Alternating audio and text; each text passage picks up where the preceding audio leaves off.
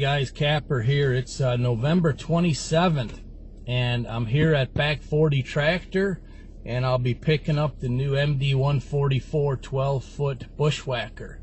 So I'm pretty excited. We've been working on a deal on this thing and I had them plumb the lines a little bit differently, so I'm going to introduce all that stuff and I'm going to tell you why I picked the Bushwhacker, and I think a lot of people will agree once you see it. So let's check it out. Pretty exciting.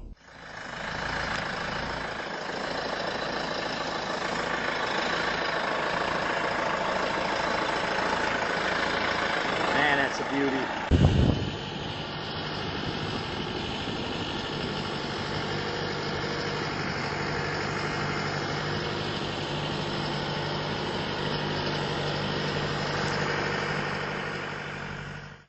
All right, we are going to test out the new plumbing.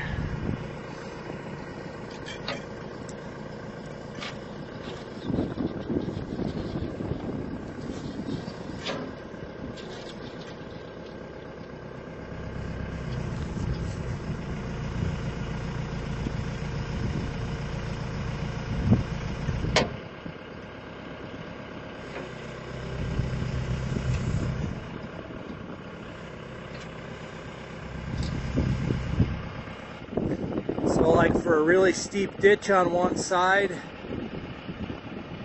if I want to bring it up like that, I can on each side. And I talked to the Bushwhacker rep and he said that would be just fine. He said you could actually run it all the way standing up. However, it's not good for the crankshaft or the gear shafts. But 45 like this, anything there or less would be just fine. So that's why I had it plumbed separately. And the reason they normally plumb it with only one SCV fitting in the rear is because most tractors only have one. So that's why they did it originally that way. But since I have 3 of them on the Branson, that's why we plumbed it this way, because I have 3 rear SCVs. Man, that's beautiful. One of the reasons, well, there's a bunch of reasons why I like this. It's basically more heavy duty than the other machines. And Alright, so this is the comparison chart from Bushwhacker. And here's some things I want you to take a look at. The minimum horsepower is only 35 horsepower, surprisingly. So they made this unit so that you can run it with smaller tractors. The gearbox rating is all the same, except here when you get to the main gearbox rating. The Bushwhacker is 120 horse. It's pretty much double, almost double all of the competitors. You got the Woods, Land Pride, Bush Hog, Rhino, and then here's the Bushwhacker that I just purchased. The gearbox shaft is 2 inches, 1 9/16, NA 1.5, 1.5. The blade tip wing, that see that this ring right here, that's an extra deck protector that most other units don't have, including my Bush Hog at home. That helps protect the underside of the deck. You know, when you look at Bush Hogs and you see them all dented from underneath, that extra ring helps protect that. And the steel they use for everything is thicker. The skid plates, the side walls, the decking, it's all thicker than the other ones because it weighs 3,300 pounds. It's not a huge deal. This is really one of the main things here, right here. The cutting capacity is 2 inch.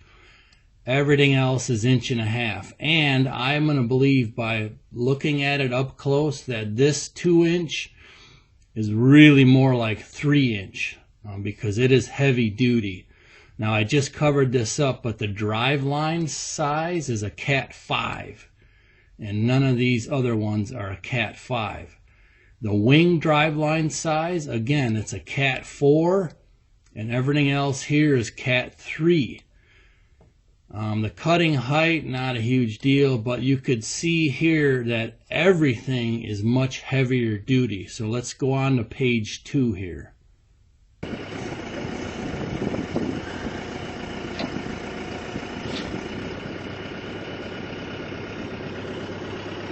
Man, that's awesome.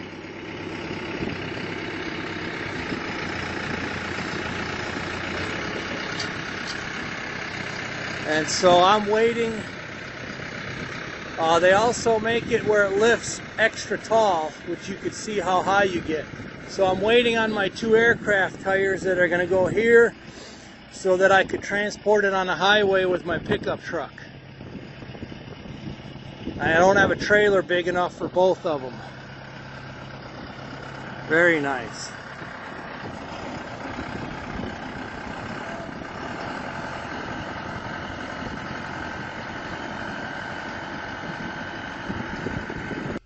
All right, so you look at page 2 here, the tongue weight right here is 1,000 pounds. This, I think, is the bush hog equals it. Everyone else is lower. The total weight right here, 3,350.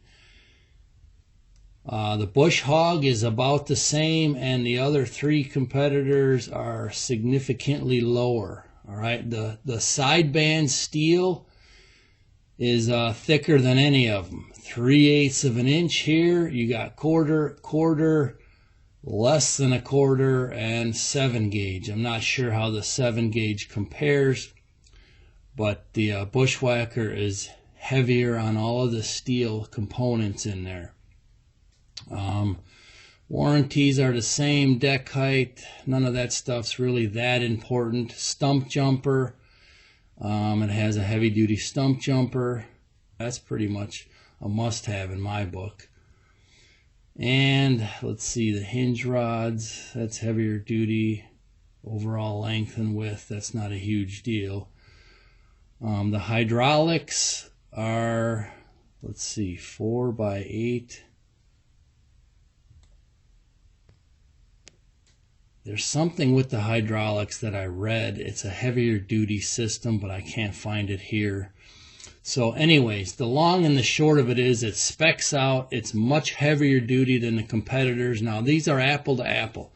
These are the only 12-foot batwing mowers, all right? I know Rhino does make a 10-foot. It's only a half batwing. It's 1 wing fold. So this is an apple to apple of the 12-wing available units that are out there, and that's why I like this one. Even though it's called medium duty, it really is heavy duty. All right, Kapper here, and as usual, I'm paying thousands and thousands of dollars for a new hat. Do you take cash? Yes, we take cash. They take cash. Ow! It will be mine. Oh yes, it will be mine. Yes, my good man. I'd like to have a look at this Fender Stratocaster, please. Oh, really? Yes. Again? Yes. Excuse me. Wait. Can I put the fender back now, please? Not today, my good man. I'm feeling saucy. I think I'm gonna buy it. Do you accept cash? Here at Back 40 Tractors and Equipment. Victor Jennings, so looking forward to it. So I'm going to slap down the cashola, and soon we're going to be putting the Bushwhacker to use, the MD-144. So you'll definitely want to stay tuned. I appreciate it. And thanks again, Victor. Thank you, Joe. You bet. We appreciate the business.